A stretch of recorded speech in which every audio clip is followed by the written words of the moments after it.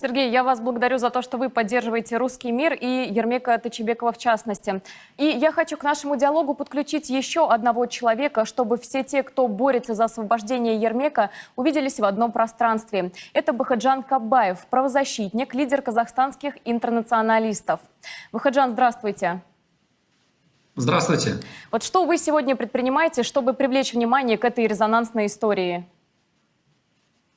Ну, мы со своей стороны предпринимаем все усилия для того, чтобы снять эти все обвинения. Ну, а вот какой помощи вы ждете с русской стороны?